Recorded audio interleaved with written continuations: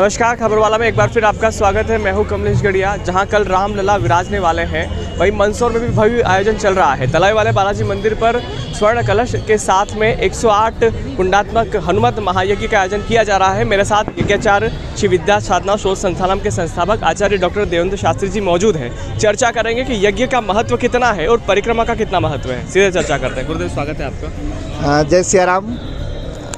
यज्ञो वे श्रेष्ठतमं कर्म, सबसे श्रेष्ठ कर्म हमारे सनातन धर्म में, वैदिक धर्म में यज्ञ को माना गया है। स्वयं भगवान श्री कृष्ण ने भगवत गीता में भी अर्जुन को यज्ञ करने का उपदेश दिया।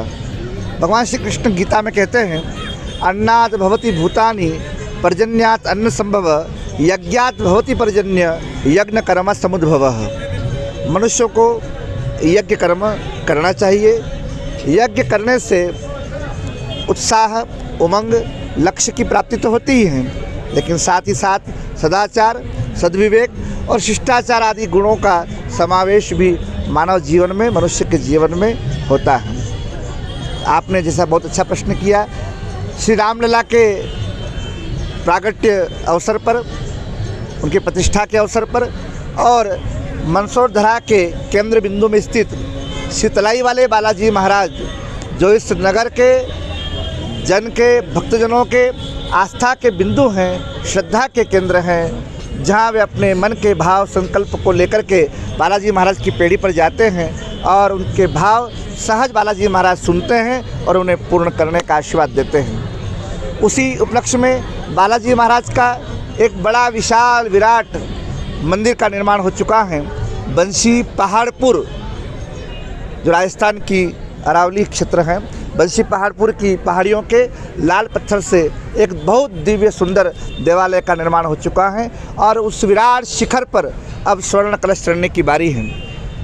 रामलला विराजेंगे 22 जनवरी को और 25 जनवरी को श्री बालाजी महाराज अपने विराट शिखर पर दिव्य स्वर्ण कलश को आरोहण करेंगे। इसी उपलक्ष्य में आप देख रहे हैं कि 108 कुंडात्मक हनुमत महायज्ञ का शुभारंभ हो गया है। आज हेमाद्रि स्नान, प्रायश्चित हवन, गणपति पूजन, नांदी श्राद्ध, पुण्यावाचन आदि वैदिक कृत्य आज पूर्ण हुए और कल प्रातः काल 6 बजे हमारे वैदिक ऋषि कुमार और वैदिक आचार्यगण इसी पांडाल में चारों वेदों के मंत्रों की ऋचाओं का यहाँ पर पाठ आरंभ होगा और वह पाठ प्रातः 6 बजे से लेकर के अनवरत 7:30 बजे चलेगा और 7:30 बजे के बाद यजमानों का आने का क्रम आरंभ होगा और 8 बजे से हमारे इस हनुमत महायज्ञ का शुभारंभ होने जा रहा है। पूज्य आचार्य रामानुज जी महाराज के कर कमलों से दीप प्रज्वलन होगा और उसके बाद ये यज्ञ जो है विधिपूर्वक आरंभ हो जाएगा।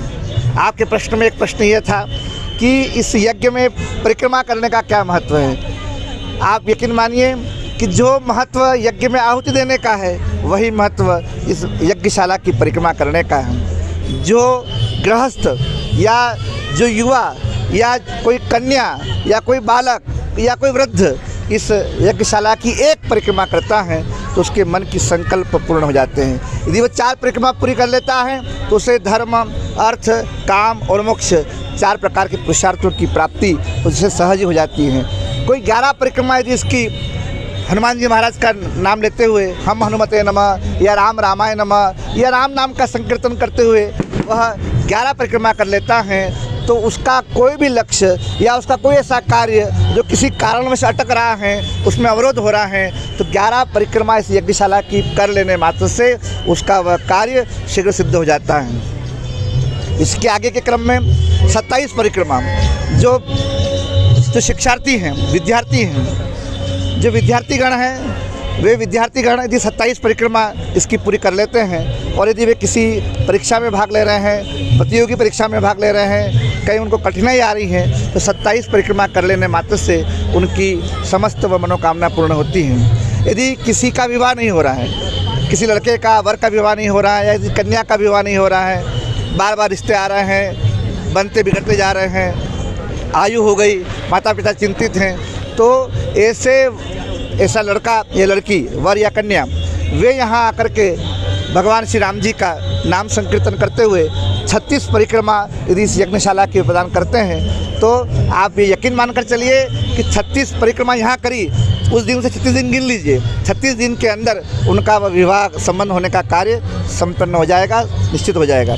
इसी क्रम में यदि कोई 108 परिक्रमा इन एक दिन ना कर पाए तो इन 4 दिनों में 108 परिक्रमा जो पूर्ण कर लेता है उसके सारे संकल्प, उसके सारे कार्य, उसके सारे लक्ष्य स्वतः ही सिद्ध हो जाते हैं। बालाजी महाराज की जय। क्या समय सीमा है और कब करना है? देखिए, यज्ञशाला की परिक्रमा करने के लिए प्रातः सूर्योदय से सूर्यास्त तक आप परिक्रमा कर सकते हैं, लिए कोई अवरोध नहीं है। यज्ञशाला में यजमान आहुति दे रहे हैं, आप आराम से परिक्रमा करिए।